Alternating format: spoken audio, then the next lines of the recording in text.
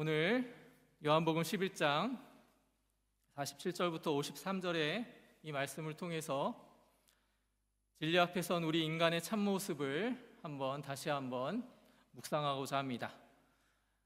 요한복음 11장은 예수님께서 죽은 나사로를 살리시는 이 놀라운 기적을 행하셨음에도 불구하고 당시 종교 지도자들이 이 보인 반응은 우리에게 많은 것을 이렇게 시사하고 있습니다.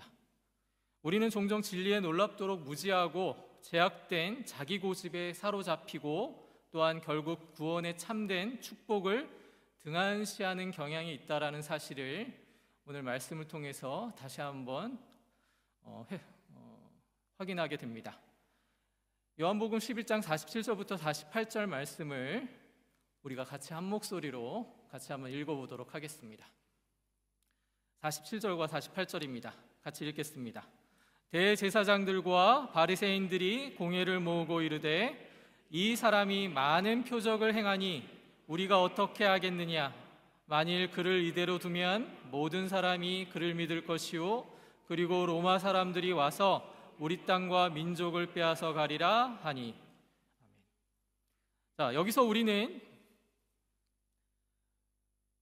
기적 앞에 인간의 어떤 모습을 확인하게 됩니다. 우리의 인간의 본성을 확인하게 된다라는 말입니다. 우리 인간은 진리에 대한 감각이 놀랍도록 무딘 존재라는 사실입니다. 우리는 신앙생활을 하면서 예수님을 믿는다라는 것이 얼마나 기적과 같은 것인지, 이것이 얼마나 큰 하나님의 은혜인지를, 그리고 한 영혼이 구원받았다라는 것이 어떤 것과는 비교할 수 없는 놀라운 축복인지를 자주 우리는 잊어버리곤 합니다. 그리고 또한 신앙의 여정에 축복과 즐거움보다는 우리의 신앙생활이 평탄하지 않는다라는 사실 또한 쉽게 간과합니다. 이러한 근본적인 오해는요, 우리가 삶에서 크고 작은 어려움, 그러한 것들을 만날 때마다 좌절하거나 시험에 빠지는 중요한 요인이 됩니다. 우리는 사랑하는 가족이나 친구들이 예수님을 믿었으면 하는 간절한 소망을 가질 때가 많습니다. 그런데 우리는 이러한 것들에 대해서 하나님께서 그냥 한번 그들을 쓰러뜨리거나 아니면 직접 나타내 보여주시면 모든 문제가 해결될 것이 아닌가, 이렇게 너무 간단하게 생각할 때가 많습니다. 그러나 여러분, 성경은 우리에게 이러한 기대가 얼마나 허망한 것인지를 적나라하게 보여줍니다. 예수님께서 나사로를 죽음에서 일으키신 기적을 직접 목격하거나 소문을 들었던 이 대제사장들과 바리새인들조차 그 기적 앞에서 그 기적이 흉문이 아니고 소문이 아니라는 것을 확인했음에도 불구하고 하나님 앞에 항복하는 겸손한 모습을 보이는 모습이 아니라 오히려 예수님을 죽일 음모를 꾸몄다라는 것이 지금 성경의 진술입니다. 그들에게는 진리 앞에 선다라는 두려움이 아니라 진리에 대한 철저한 무관심과 자기들의 기득권이 위협받는다라는 두려움뿐이었습니다. 그들은 의에 줄이기보다는 의롭지 않은 축복에만 목말라 하는, 어찌 보면 우리의 자화상을 대변하는 모습으로 등장하고 있습니다. 사도 바울은 고린도전서 2장 14절에 이렇게 말합니다. 육에 속한 사람은 하나님의 성령의 일들을 받지 아니하나니 이는 그것들이 그에게는 어리석게 보이며 또 그는 그것들을 알 수도 없나니 그러한 일은 영적으로 분별하기 때문이라. 이 말씀은 육에 속한 인간의 시선은 영적인 진리를 바라볼 수 없다라는 것입니다. 이것은 마치 종교개혁자 마틴 루터가 인간은 태어나면서부터 제약된 자기중심적 그러한 왜곡된 영혼을 가지고 있다라는 그 말에서 다시 한번 확인해 볼 수 있습니다. 많은 신학자들과 그리고 경건한 자들은 이러한 인간의 상태에 대해서 항상 경고를 했습니다. 모든 것을 자기 중심적으로 끌어당기려는 이 본성 때문에 예수님께서 기적을 베푸신 그 이유를 바라보지 못하고 하나님의 사랑과 구원의 놀라운 그 축복을 맛보지 못한다라는 것입니다. 오히려 예수님이 오심으로 말미암아 자신들의 권위와 입지가 흔들릴 것을 염려하는 인간의 모습, 그것이 우리가 보여지는 우리의 현실이기도 하다라는 것입니다. 우리는 얼마나 신앙생활을 하면서 하나님을 우상화하는지 모릅니다. 이 일만 해결해 주시면, 이것만 하나님께서 축복을 더하여 주시면, 그러면서 하나님께 흥정하려 하는 존재입니다. 이것은 위기 앞에서만 하나님을 찾는 우리의 연약함과 무지를 대변합니다. 어쩌면 우리는 우리를 만드신 하나님을 바라보기보다는 종교적인 것에만 집중하는 그러한 인간의 어리석음을 보여주고 있다라는 것입니다. 기독교는요, 기적과 이익을 추구하는 종교가 아닙니다. 죄인된 우리가 구원받았다라는 것을 깨달아 아는, 그리고 하나님 앞에 무릎 꿇는 하나님 앞에서의 신앙의 고백을 우리가 보여야 하는 것입니다. 그것을 신앙으로 여기는 우리의 신앙 고백이라는 것을 여러분이 잊지 아니하셨으면 좋겠습니다. 우리 스스로는 온전하다고 착각하고 우리 스스로는 아무런 문제 없다라고 생각하고 있다라는 것이 얼마나 큰 교만인지를 알아야 한다라는 것입니다. 우리는 고난의 순간마다 늘 하나님께 항상 이렇게 이야기합니다. 하나님께서 나사로를 살리셨다면 왜 내게는 지금 신앙생활도 잘하고 있고 지금 열심을 다해서 섬기고 있는데 더 큰 축복을, 더 큰 기적을 보여주시지 않습니까? 이렇게 하나님께 항변하는 존재입니다. 그러나 성경은 우리의 진정한 하나님의 자녀됨을 다른 방식으로 이야기하지 않습니다. 오직 하나님 앞에서의 온전한 순종을 말하고 있습니다. 우리는 죄와 죽음의 시궁창에서 어찌 보면 하나님의 피 묻은 손길로 건짐받아 이 자리에 왔다라는 것을 계속해서 까먹는 존재라는 것입니다. 이 구원의 간격을 잊어버리면 우리는 사소한 문제에 쉽게 넘어지고 사탄의 속삭임에 현혹될 수밖에 없다라는 것입니다. 제가 어렸을 때 교회에 방언을 받지 않으면 제대로 된 신앙생활을 할 수 없다라는 그런 유행과 같은 일들이 많았습니다. 그래서 너는 방언을 받았니? 아플 때 하나님이 찾아와서 하나님의 음성을 들려주신 적이 있었니? 그러한 어떤 현실적인 그 하나님과의 만남, 그리고 축복에 대한 이야기를 들었을 때가 많았습니다. 그 당시에는 그래서 방언하지 못한다라는 것이, 하나님의 음성을 직접적으로 듣지 못했다라는 것이 굉장히 어렸을 때에는 큰 시험이었습니다. 그러나 그것들은 그냥 하나의 현상일 뿐입니다. 그런데 우리는 신앙생활을 그렇게 할 때가 많습니다. 무언가 하나님이 우리에게 허락하신 증거가 있어야만 우리가 마치 축복받은 존재인가를, 그러한 것들을 통해서 확인하고자 하는 경향이 있다라는 것입니다. 그러나 기독교는 그런 종교가 아닙니다. 이미 우리는 이 자리에 있는 것으로, 그리고 하나님께 예배하는 이 순간이 하나님께서 우리에게 허락하신 은혜임을 믿으시기 바랍니다.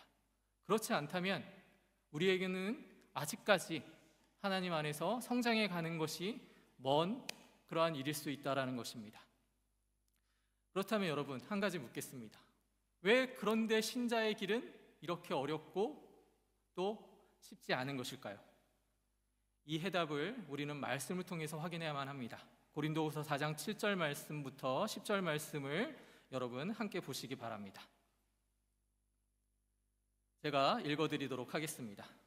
우리가 이 보배를 질그릇에 가졌으니 이는 능력의 힘이 큰 것이 하나님께 있고 우리에게 있지 아니함을 알게 하려 함이라. 우리가 사방으로 우겨쌈을 당하여도 쌓이지 아니하며 핍박을 받아도 버림받지 아니하며 거꾸로 트림을 당하여도 망하지 아니하고 우리가 항상 예수 죽인 것을 몸에 짊어짐은 예수의 생명을 우리 몸에 나타내게 하려 함이라. 아멘. 사도 바울은요, 우리 신자에게 두 가지 인격, 그러니까 겉사람과 속사람의 이중적인 삶의 원리를 지금 우리에게 이야기하고 있습니다. 우리 안에는 귀한 보배이신 예수 그리스도의 생명이 담겨 있지만 그것을 담고 있는 것은 연약하고 깨어지기 쉬운 질그릇 같은 우리 육체입니다. 그러니까 애초에 우리는 그런 자격이 없다라는 것입니다. 우리의 영혼은 예수 그리스도를 믿음으로 중생하여 새로워졌지만 우리의 몸은 여전히 예전에 그 죄의 원리가 남겨져 있는 그 죄의 원리에 익숙해져 버린 상태에서 벗어나고 있지 못한다라는 소리입니다. 그래서 긴장하고 노력하지 않으면 자연스럽게 죄를 향하게 되는 본성이 여전히 남아있는 존재라는 것입니다. 우리에게 그 진리가 담겨져 있지만 그 진리를 담고 있는 그릇은 너무나도 연약한 우리의 현실이라는 것입니다. 독일에 와서 좋은 점은 그 문화가 굉장히 가깝다라는 것입니다. 그리고 훌륭한 예술가들의 작품을 예전에는 책에서 보거나 그랬는데 요즘에 여기서는 직접 찾아가 볼 수 있다는 게 장점이죠. 그래서 가끔 미술관이나 그 어떤 박물관을 갈 때 유명한 작가의 그림을 접할 때가 많습니다. 근데 제가 한 가지, 제가 예술은 잘 모르지만 그 유명한 작가들의 그 작품들을 살펴보면 자기 자화상이 굉장히 많이 그려져 있는 것을 살펴보게 됩니다. 그래서 저는 왜 하필이면 자기의 얼굴, 그렇게 자기 얼굴이 잘났나? 이런 생각을 했었는데 결코 그렇게 잘생기거나 멋있는 얼굴은 아니거든요. 근데 자화상이 참 많은 것을 발견했습니다. 그래서 한 가지, 왜 작가들이 자신의 그 자화상을 그렇게 많이 그렸는가를 한번 궁금해한 적이 있었는데 많은 평론가들이 이렇게 이야기합니다. 작가들은 자화상을 통해 단순히 외적인 모습을 그리는 것을 넘어서 자신의 삶과 씨름하고 내면을 성찰하는 도구로 자화상을 그렸다라고 그렇게 평가를 합니다. 이것은 비단 작가들뿐만이 아니라 우리 신앙인들이 삶 속에서 마주하는 모든 순간을 통해 자신을 돌아보고 하나님 앞에서 서는 과정과 닮아 있다라는 그러한 느낌을 많이 가지곤 합니다. 자화상을 통해 자신의 인생, 자신의 작가의 인생을 돌아보듯이 우리는 그렇게 우리를 돌아보는 것에 대해 인색합니다. 우리에게는 하나님이 허락하신 말씀이 있음에도 불구하고 그 말씀을 통해 우리를 돌아보기보다는 우리가 가진 것으로 자꾸 현실을 판단하려 한다는 것입니다. 예전에 작가들이 그러했던 것처럼 겸손한 마음으로 우리는 하나님이 주신 은혜로 자신을 돌아봐야 합니다. 그런데 우리는 앞만 보지 돌아보지 못한다는 것이 우리의 문제라는 것입니다. 단순히 자화상이 자기의 외모의 기록을 넘어서 삶의 연단을 통해 깊어진 그 내면의 풍경을 보여주는 것과 마찬가지로 우리는 하나님이 허락하신 말씀을 통해 늘 우리를 점검하고 우리를 바라봐야 한다는 것입니다. 그럴 때 우리에게 담겨져 있는 그 소중한 가치, 그 진리가 무엇인지를 깨닫게 됩니다. 우리는 연약하지만 그 안에 계신 하나님의 놀라우신 은혜로 말미암아 우리가 이렇게 이 땅에 존재하고 있다는 사실을 깨닫게 된다는 것입니다. 그래서 작가들의 자화상이 단순히 그림이 아니라 영혼의 거울이 되듯이 여러분, 하나님의 말씀을 통해 여러분을 계속해서 비춰보시고 또 그것을 통해 우리의 현실을 확인하셔야 한다는 것입니다. 그리고 더 나아가 겉사람이 후패해지면 후패해질수록 속사람이 새로워지는 이 역설적인 은혜가 지금 우리에게 주어져 있다는 사실을 현실에서 찾아 나가야 한다는 것입니다. 이러한 현실을 무시하면 우리는 발전이 없습니다. 성도는 계속해서 하나님 안에서 거룩해져 가야 되는 존재입니다.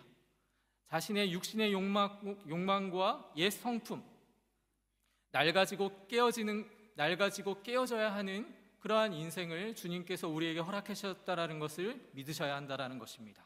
이것이 하나님께서 우리에게 바라시는 믿음의 길입니다. 겉사람이 깨어질수록 우리는 두 가지 중요한 메시지를 확인하게 됩니다. 첫 번째는 우리가 원래는 얼마나 절망적인 죄인이었는가 하는 것입니다. 그리고 두 번째는 우리의 죄된 본성은 단순히 부속품을 갈아 끼우듯이 고쳐질 수 있는 것이 아니라 완전히 새로운 존재로 거듭나야 한다라는 사실을 깨닫는 것입니다.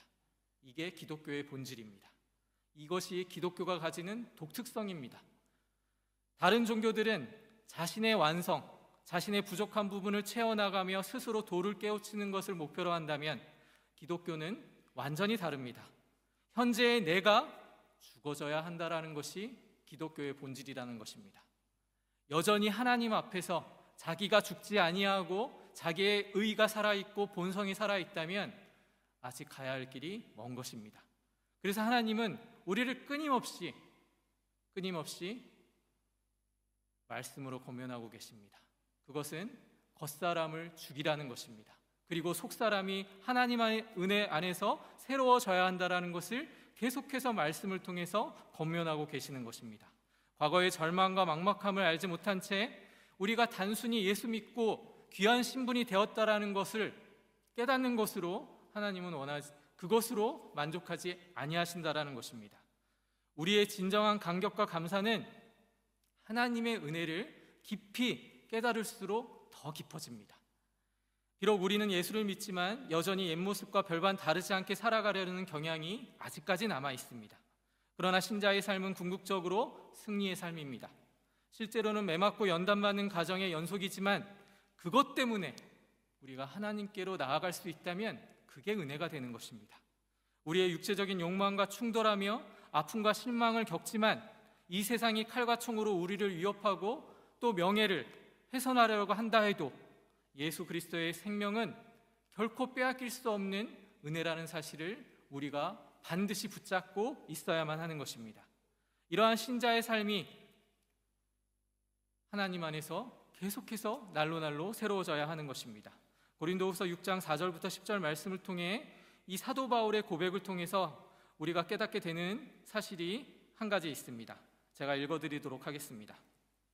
오직 모든 일에 하나님의 일꾼으로 자천하여 많이 견디는 것과 환난과 궁핍과 곤란한 매맞음과 갇힘과 요란한 것과 수고로움과 자지 못함과 먹지 못함과, 듣기만 해도 지금 사도 바울이 겪었던 비참한 상황들을 우리가 이제 인지할 수 있는데, 그런데 그런 사도 바울이 우리의 예상을 뒤엎는 고백을 말씀으로 덧붙이고 있습니다. 깨끗함과 지식과 오래 참음과 자비함과 성령의 감화와 거짓이 없는 사랑과 진리의 말씀과 하나님의 능력 안에 있어 의의 병기로 좌우하고 영광과 욕됨으로 말미암으며 악한 이름과 아름다운 이름으로 말미암으며 속이는 자 같으나 참되고 무명한 자 같으나 유명한 자요 죽은 자 같으나 보라 우리가 살고 징계를 받은 자 같으나 죽임을 당하지 아니하고 근심하는 자 같으나 항상 기뻐하고 가난한 자 같으나 많은 사람을 부유하게 하고 아무것도 없는 자 같으나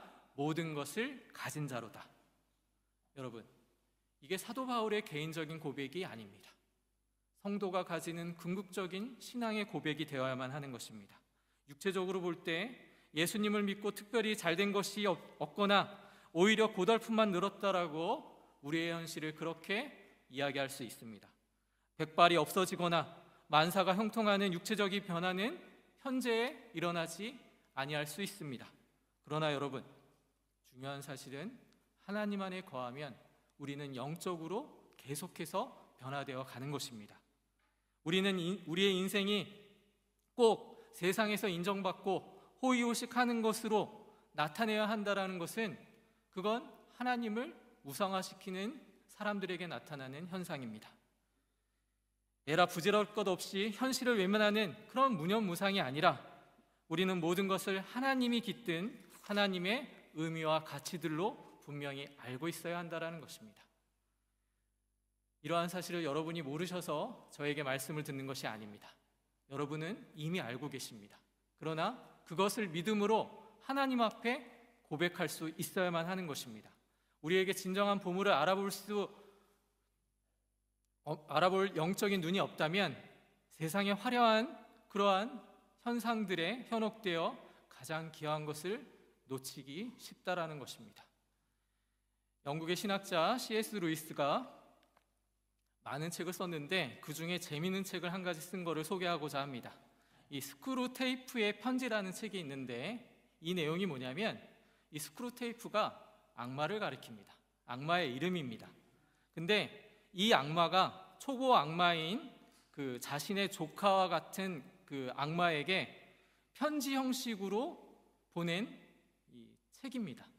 근데 이 책의 내용이 뭐 재미있거나 뭐 그런 게 아닙니다. 무슨 내용이냐면 한 인간을 어떻게 하면 망가뜨릴 수 있는가, 그러니까 하나님의 자녀가 어떻게 하면 하나님을 믿지 않고 망가질 수 있는가에 대한 내용들을 자신의 초보 악마에게 보내는 내용으로 가득 차 있습니다. 근데 이 C.S. 루이스가 이 책을 쓴 이유가 뭐겠습니까? 역설적으로 이야기하자면 악마가 추구하고 바라는 것들을 우리가 잘 알 때에 우리가 신앙으로 이렇게 견고하게 자신을 무장할 수 있기 때문에 이 글을 써서 많은 신앙인들에게 악마와 같은 유혹과 그 시험에 빠지지 말라고 이 책을 쓴 것입니다. 근데 이 책의 내용들을 살펴보면 여러분 정말 어렵거나 그리고 사단이 굉장히 훌륭한 것으로, 멋진 것으로 사람을 유혹하고 있다는 것을 발견하지 못합니다.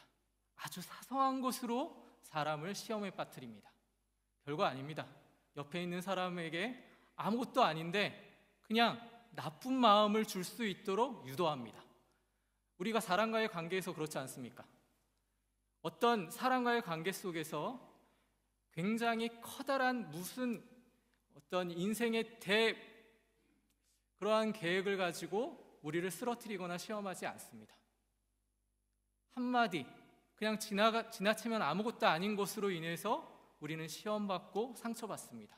그런데 그걸 악마가 우리를 하나님의 그 품 안에서 벗어나게 하는 수단으로 삼는다라는 것입니다. 그래서 우리 신자들은요, 이러한 것들에 대비하기 위해서 늘 자신을 하나님의 말씀에 무장해야 한다라는 것입니다. 신자들은 이런 의미에서 어떻게 보면 어리석은 자들이 아닙니다. 어찌 보면 다 알고 있습니다. 그리고 이걸 모르기 때문에 실천하지 못하는 것이 아닙니다. 그런데 중요한 것은 우리가 그걸 외면하는 것입니다. 이미 하나님이 주신 말씀이 있고 이미 하나님이 어떻게 우리의 인생 가운데 이것을 행하지 마라 다 알려주셨습니다. 그런데 적당한 선에서 그냥 타협하고 지키려 하지 않는 게 그게 우리의 문제라는 것입니다. 우리는 하나님이 기뻐하시는 것들을 준비하는 하나님의 자녀들입니다. 그러기에 우리에게는 긴장해야 할 것이 있고 자기를 쳐서 복종시켜야 할 목표가 있고 달려가야 할 길과 눈을 뜨고 봐야 할 진리가 있다라는 것입니다. 이걸 외면하는 것이 우리의 문제입니다. 이런 면에서 우리는 세상 사람들보다 훨씬 고달픈 길을 걷는 것 같아 보입니다. 그러나 우리의 그 고달픈 만큼 고귀하고 가치 있는 일을 하고 있다라는 사실을 우리가 깨달아야 하는 것입니다. 우리가 애써서 이 황금 같은 주일에 나와서 하나님께 예배하는 이 모든 것이 어떤 이유라고 생각하십니까? 그건 여러분들 마음속에 지금 하나님이 살아 역사하시기 때문에 그런 것입니다. 하나님이 동행하여 주시기 때문에 애써 부인하려고 하지만 부인할 수 없는 존재가 되었기 때문에 이 자리에 있는 것입니다. 하나님은 우리의 곁을 떠나지 아니하십니다. 항상 우리 곁에서 하나님의 자녀로 성장해 가기를 원하십니다. 그리고 그런 하나님이 언제나 함께하고 계시다라는 사실을 여러분 기억해 주시기를 바랍니다. 하나님께서 인도하시는 이 길만큼은 확실하고 우리에게 가장 좋고 적합한 인생길이 없다라는 사실을 고백할 수 있어야만 하는 것입니다. 우리 마지막으로 히브리서 5장 12절 말씀을 같이 한번 읽어보도록 하겠습니다. 앞에 PPT에 나올 텐데 같이 한번 한 목소리로 읽어보도록 하겠습니다. 같이 한번 읽겠습니다. 때가 오래되었으므로 너희가 마땅히 선생이 될 터인데 너희가 다시 하나님의 말씀의 초보에 대하여 누구에게 가르침을 받아야 할 처지이니 젖이나 먹고 단단한 음식을 못 먹을 자가 되었도다. 아멘. 여러분이 지금 갖고 있는 축복들과 여러분이 소유해서 마땅한 것들을 한번 깊이 들여다보시기 바랍니다. 이 말씀이 주는 의미는 항상 어린아이와 같은 신앙의 모습에 머물러 있지 말라라는 것입니다. 우리 교회가 올해 17년이 되었습니다. 이제 청소년기를 거쳐 이제 성인의 길로 걸어가고 있습니다. 그런데 우리의 신앙의 상태가 여전히 어린아이와 같은 신앙의 상태, 하나님의 말씀에 대해서 어린아이와 같은 모습으로 남아있다면 그건 하나님이 원하시는 교회와 성도들이 아니라는 것입니다. 이제 어른의 신앙이 되기를 여러분들에게 부탁드리고 싶습니다. 이제는 결단해야 합니다. 더 이상 하나님의 인내심과 참으심을 시험하지 마시고 우리가 가는 길은 겉사람을 쪼개고 없애고 나를 항복시켜서 예수 그리스도라는 보배의 시선을 모으게 하는 길임을 여러분이 믿음으로 고백하시기를 주님의 이름으로 소원합니다. 그래야만 하나님이 여러분을 영광된 그 길로 인도해 주실 줄 믿습니다. 우리 교회는 어린아이에서 벗어나 이제 어른의 길로 걸어가는 그러한 가운데 있습니다. 그렇다면 이 시기가 얼마나 중요한 시기인지를 여러분 아시기 바랍니다. 이제 모여서 기도하고 하나님의 말씀을 배우는 데에 조금 더 전념해 주시기를 바랍니다. 그리고 무엇보다 자신의 삶의 현장에서 하나님의 영광을 위해 살아가실 수 있도록 담대한 믿음을 가지시고 하나님이 원하시는 그 길을 걸어가시기를 바랍니다. 단순히 머리로만 이해하는 신앙이 아니라 말씀을 우리의 삶 가운데 실천하는 신앙으로 나아갈 수 있도록 이제 하나님이 원하시는 그 길이 무엇인지를 이제 아실 거 아닙니까? 그러면 실천해 가면 됩니다. 실천하지 않고 머물러 있는 것은 하나님이 원하시는 방법이 아닙니다. 새로운 한 해가 다가오고 있습니다. 돌이켜보면 시간이 빨리 지난다라는 이야기를 합니다. 그렇게 우리의 그 육신의 삶이 이제는 종말을 향해 나아가고 있고 실제로 예수님이 언제 이 땅에 오실지 아무도 모르는 시간을 우리가 살고 있습니다. 우리는 하나님이 주신 믿음으로 그 시간을 준비해야 됩니다. 그래서 여러분들에게 다시 한번 권면의 말씀을 드리는 것은 더욱더 신앙으로 성장해가는 여러분이 되실 수 있도록 하나님을 붙잡고 나아가시기를 주님의 이름으로 소원합니다. 기도하겠습니다.